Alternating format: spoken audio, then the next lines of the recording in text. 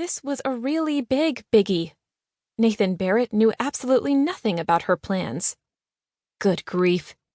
Fumbling in her purse, Emma tugged out her roll of antacids and tossed a couple into her mouth. The familiar chalky taste brought her a tiny degree of comfort. "You can do this," she muttered, willing the butterflies— no, make that condors— thrashing around in her stomach to chill. "You can handle this."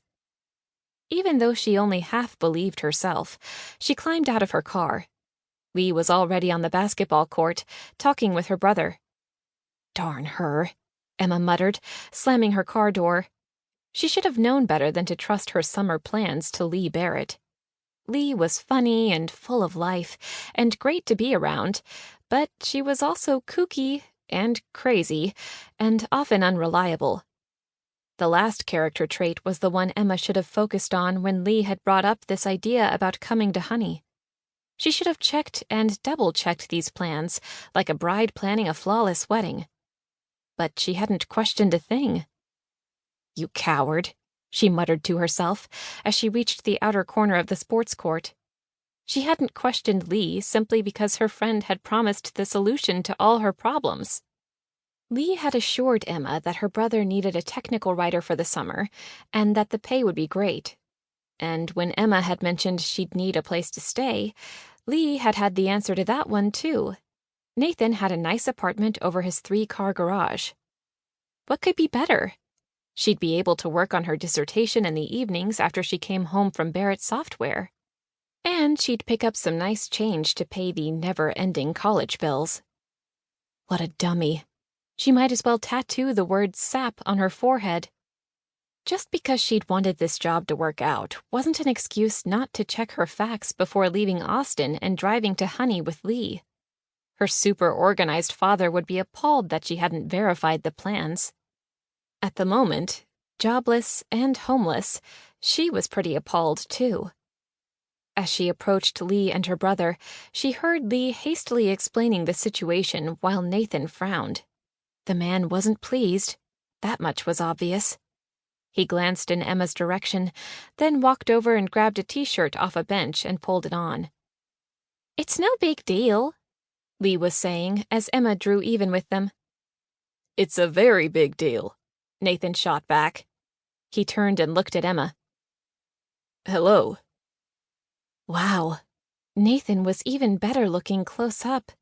Every female hormone in Emma's body sat up and took notice, and for the briefest of moments, Emma forgot her jobless/homeless problem and simply enjoyed looking at him. "Nathan, this is my friend, Emma Montgomery," Leigh said. "Emma, this is Nathan, who will help me out, or I'll tell all of his secrets." Nathan glanced at his sister. "What secrets? I don't have any secrets." Leigh snorted, an unladylike sound that oddly fit her personality. "Oh, please, sell it to someone who's never met you. I know all the good things. Like that you cried for an hour the first time a girl kissed you."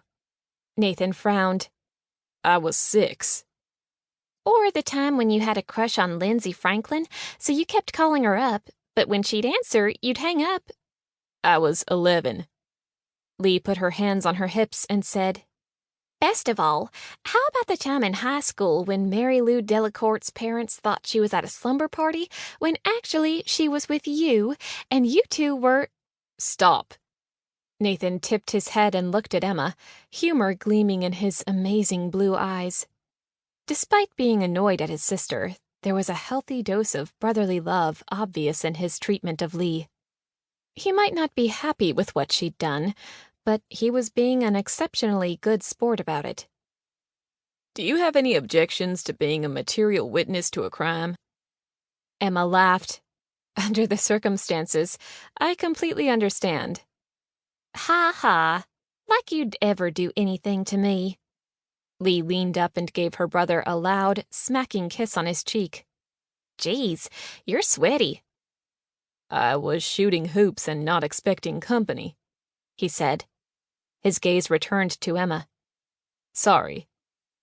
"I'm the one who's sorry. I had no idea this wasn't arranged." She frowned at Leigh.